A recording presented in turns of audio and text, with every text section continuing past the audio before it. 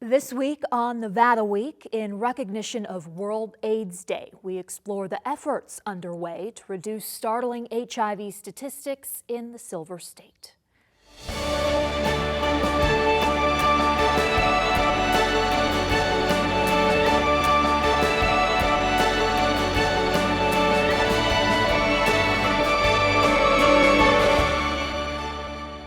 Support for Nevada Week is provided by Senator William H. Hernstedt. Welcome to Nevada Week. I'm Amber Renee Dixon. According to the state's Ending the HIV Epidemic Plan, Nevada has the highest rate of new HIV infections in the western United States. Additionally, the CDC estimates that only 41% of Nevada's population has ever been tested for HIV. Joining us with perspective on those statistics and on this year's theme for World AIDS Day are Antioco Carrillo, Executive Director at Aid for AIDS of Nevada, or AFAN, and Dr. Roseanne Suge, a physician with UMC's Wellness Center. Thank you so much, both of you, for joining us on this important topic. Dr. Suge, in a conversation that we had off camera, you stressed the importance of differentiating between HIV and AIDS, and that's where I want to start. Why is that important? So it's really important because I still get patients who come to me when they're first diagnosed and they're talking about, oh, I have AIDS and I'm going to die. And it's different. So HIV is actually the virus that somebody acquires, and it doesn't necessarily mean that you have AIDS. So AIDS is what happens when the HIV virus starts to attack the person's immune cells. And when the immune cells of a person drops low enough, they're not strong enough to fight off other infections and other conditions. And that's when you get AIDS, or acquired immune deficiency syndrome. And the danger in someone coming to you and saying, I have AIDS, when they simply have HIV at that point and they think it's an automatic death sentence. What is the danger in that? The danger is anxiety, depression, all kinds of mental health issues that are seen specifically because their life changes automatically. Many years ago, in the 1990s, I used to be the crisis manager for the testing center, where anybody was tested positive. They used to send them to us because I used to do therapy, and it was all about, I have AIDS. This is a catastrophe. My life is over, and it was only a diagnosis. It was only they were exposed to the virus, a year before or 6 months before, and you were able to manage all of that. But the perception has always been, this is the end. I'm diagnosed with HIV, and now I have to look at all those movies that we used to have, like Philadelphia, and I'm going to be in a wheelchair, and that was what was happening in their mind. And still, in a lot of people, still that's a possibility. And then the other thing is guilt and shame, because I did something wrong. I brought this on myself. And as we know, that's part of understanding and adapting into the new reality until everything is addressed. It is no longer a death sentence. The CDC reports that in 2020, Nevada's HIV diagnosis rate was the 5th highest in the country. Why is Nevada ranking so high? Dr. Suge? Okay, so we have to recognize the syndemic of other sexually transmitted infections. To add to your statistics, Nevada's #1 for syphilis. We're in the 22, 23 for gonorrhea and chlamydia. And so, all those sexually transmitted infections, you get one, it's a little bit easier to acquire a different infection. And we know that social determinants of health push some of that. We've seen it as well with COVID, where we know that education, homelessness, poverty, lower income levels all contribute to higher risk for acquiring these infections. And those are all present in Nevada. Anything you would add to that as to why Nevada is so high? Well, specifically, I think there is a little bit of stigma, and people still reluctant to get tested. They find that there is stigmatization in all the senses. It doesn't apply to me. My behavior is my behavior. It doesn't apply to because I'm not gay, or because I'm not a drug user, or because I'm not. Some of that also still keeps people from getting tested. To me, I think that that's part of the challenge that we see, is that people are not thinking of getting tested, when it's important, like for the rest of individuals. It should be like getting tested should be like getting a colonoscopy or a mammogram. Exactly. It's standard Exactly. screening. It's actually a US PSTF standard screening to screen everybody for HIV at least once in their lifetime from 15 onwards. So why is it not happening in Nevada like it is in other states? It's the stigma. Yes. I mean, I don't know. In terms of pregnancy, it took us a while to get pregnant women to Tested. kind of get tested, right? Yes. And to pass the regulations and all those things because of the stigma. People don't perceive themselves to be at risk. Right. I mean, we've done focus groups on this, and it's patients don't see that they're at risk, and then there's this added layer of I don't want to find out I have AIDS because, again, the whole difference between HIV and AIDS, but this fear that you're going to give me a diagnosis and I'm going to die and I don't really want to know about it. So It's best if I don't know. It's best if I don't know, yeah. So then the education, is that not the same in Nevada as it is in other states? Or I'm still trying to figure out why Nevada? Why Nevada? Yeah. So if you look to ending the HIV epidemic, the federal government actually targeted 48 counties where more than 50% of new HIV infections are found every year, right? So Clark County is one of those counties that they targeted. But what you see is most of them are actually kind of in the southern states as well. And education does matter. So the highest risk populations and the highest groups of new infections are young adults. And so if they don't know what their risks are, they're not going to do anything to mitigate those risks. I teach at the university, and I teach undergrad. And I asked individuals about the risk factors, and inevitably, every single one of the students has had a risk factor over the last 6 months. And they don't see what we saw, and they don't see the challenges that we used to have before we had the medication, so they don't think about that. And I asked them about, what the risk factors are, unprotected sex and, all those things, and they're like, And we're talking about people in their 20s. Right. I mean, they've said, when I've talked to students, it's like, is that even still a thing, HIV? Yes. Really? Yes. Yeah. You brought up the medication. How well understood do you think it is that there is medication to prevent HIV? Well, it's not well known outside the community that has been affected. We're talking about PrEP, pre-exposure prophylaxis, right? Right. And we're talking about ensuring that people that are not HIV positive take the pills to reduce the risk. But we're not talking about allowing people to behave the way they're going to behave because they're going to behave the way they want to behave. It doesn't matter. We're talking about ensuring that people have the option and different layers of protection in their own lives. And the challenge that we have in the community at large is that if you're not HIV positive and you start taking those pills, that means you're doing something, dirty. That means you're engaging in some behaviors that maybe you shouldn't. And in a matter for public health, we believe that that's just increasing the layer of safety Right. that anybody can Yep. have. Definitely, there's no downside to offering all various options for prevention, right? So I kind of liken this to birth control pills or birth control, right? There's different methods of contraception.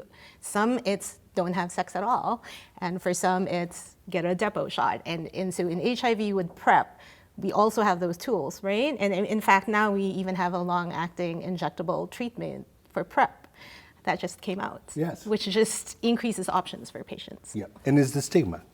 Well, the Yeah. stigma that if you're taking it, you're doing something wrong. Absolutely, and we know. And I had, I in the past I've had board members that when we talk about that, it's like, wow, we don't want to talk about that. And it's, well, that's a matter of public health. Yep. And it's like, what about you're giving them a license to do other things? No. And then I give them examples of zero discordant clients in couples that we have. Well, one is HIV positive, one is HIV negative, and you want to be able to make sure that both of them are protected. On top of using, condoms and protection, that the other layer of protection is the medication, where in the event of an accident, then the other person is not at risk of getting HIV. I have a friend who takes PrEP, and he has insurance, thankfully. If he were not to have insurance, would he be able to afford this? Yes. So the federal government actually has something called Ready, Set, PrEP. which navigates patients to have access to medication. They just need to be able to ask for it. How do you go about doing that? You can ask any. And you get it for free. Yes, Yes. you get access to it, and you get it for free. You can, if you want it, it's available to you. Our challenge as providers is that Having not patients very, right. ask or having the providers offer it to the Right. patients who need it. So that's the other piece. Right. Why is it not being prescribed at the rate it should be? Because this is recently a new phenomenon, right? Recently, we're talking over the last few years, and we always feel that we are behind the times with the rest of the country for whatever reason, because there's not a lot of providers, there's all kinds of things, but we do know that if we had the opportunity right now to end the epidemic, we could do it if everybody that it has a level of risk of being infected begins to understand what PrEP is and how that can change his or her life. We can do this.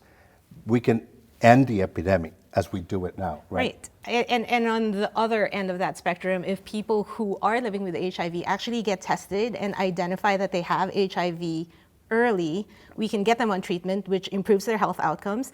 But also now we have this concept of U equals U, undetectable is untransmittable. So we know that patients who are virally suppressed cannot transmit their virus, with or without condoms, to their partners. Wow. So that's the added prevention layer.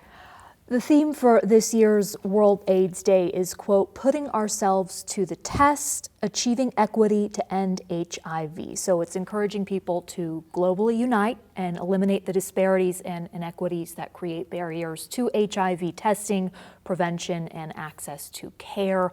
What inequities, if any, exist here in Nevada when it comes to HIV?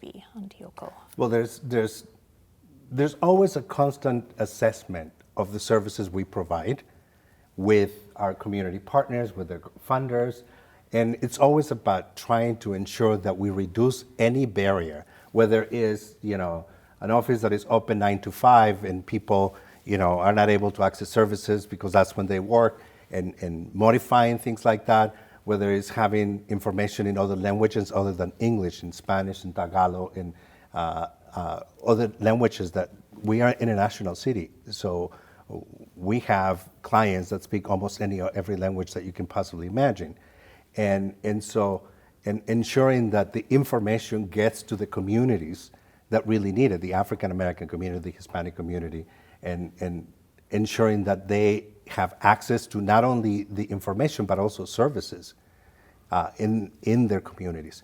And I think that we have not been able to achieve that, which is the opportunity that we have as we move forward. Right, and so we know that there are disproportionate share populations who are affected with HIV. 12% of our general population in Nevada are Black, and yet almost 40% of new HIV infections are in that population. And so again, this is increasing access points, improving education, and again, all those social determinants of health. We know they matter. We know that income levels and poverty levels and things like that will impact patients' health and their access to care. And their access to care. So we're fortunate we're in an expanded Medicaid state, so that certainly helps, but having health care coverage does not equate to having access to providers. Nevada's doing what it can. We are now testing at all our quick cares, so patients just need to ask for the test or schedule an appointment for HIV screening, and it's a point of care test. You'll have an answer in a minute. Will you tell me that again? Health care coverage does not mean, what did you say? Access to care. So just because I have Medicaid doesn't mean I'm going to get to see that doctor in a day, right? So why? Because of scheduling conflicts, because of lack of transportation, because of Nevada, we're number 48 for physician to resident ratio. So the number of providers we have versus the number of people we have in our population, we're number 48 in the US. Will you talk about the Latino population being affected by HIV in Nevada? How prevalent is that? It is. I think the percentages is in the 30%, right? Yeah, it's about 25-30%. So it's still a little, again, disproportionate share. Still a little bit higher than the general population for Latinx. And obviously, is mistrust mistrust to past, government, imposing or finding their status about immigration or anything like that. It is a variety of reasons. But the other one that I find always the more common is the lack of, information in Spanish for the community in general. We still get people that come and they still think that HIV does not affect them because this is a disease that affects only Americans, white people, not the Hispanics. It doesn't affect us. Yeah, there's still that stigma, especially immigrants. And so a lot of information in Spanish that should be just blasted out into the community. That is part of what we're looking at. And unfortunately, the prevention messages or the prevention methodologies changed. And the idea of sending HIV prevention messages as we used to do it in the 90s, it doesn't happen. It's just now prevention is about treatment. It's about medication. Correct. Right? I want to make sure we touch on the stats from 2020. The CDC says to exercise caution when you're looking at them because of what COVID did to access to testing and care and services. What did you notice? How did COVID impact HIV in Nevada? So definitely we had to close down testing in a lot of places in the community.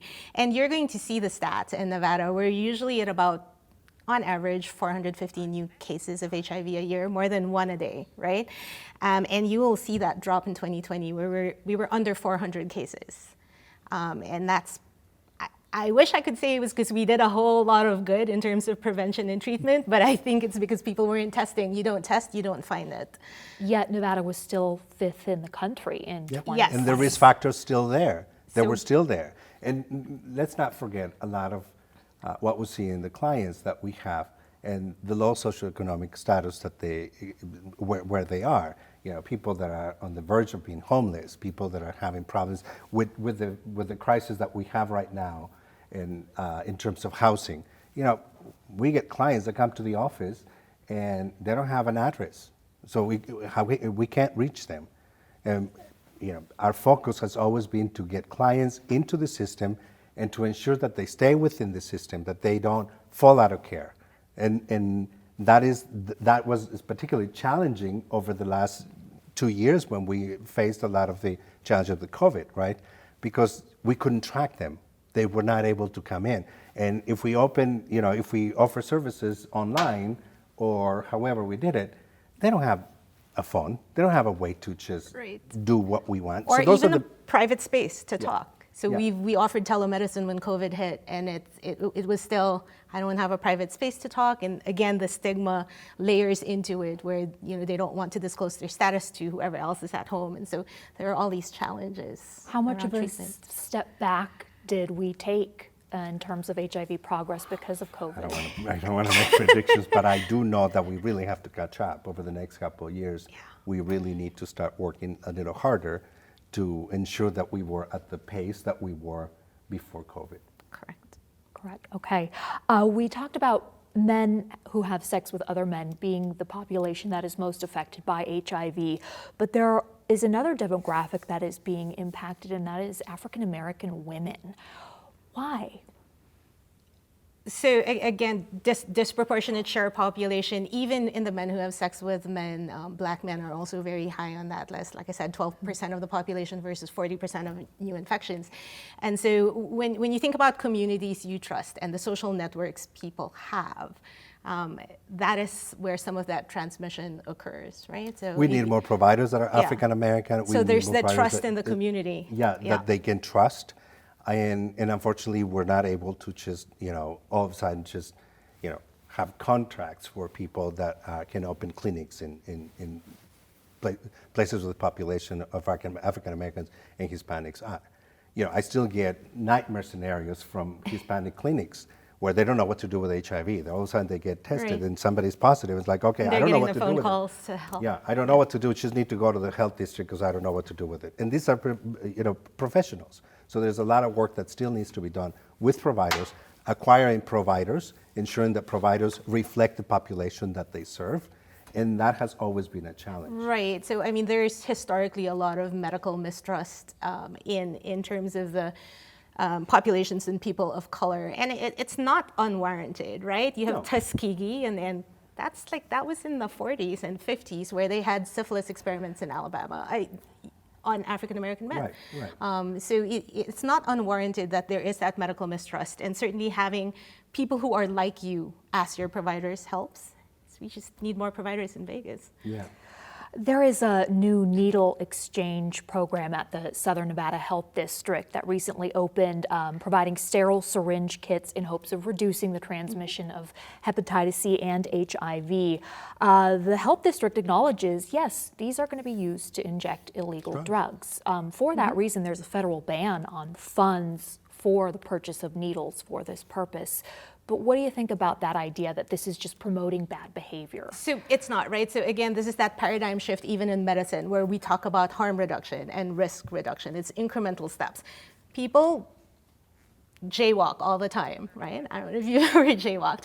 And they might not stop doing that, but you talk about wearing a white shirt or wearing something neon, looking left and right before you do it. And it's the same thing. It's giving patients a toolbox. If they're not ready to stop using drugs, and sometimes it's not a choice. Substance abuse is a complex issue, right?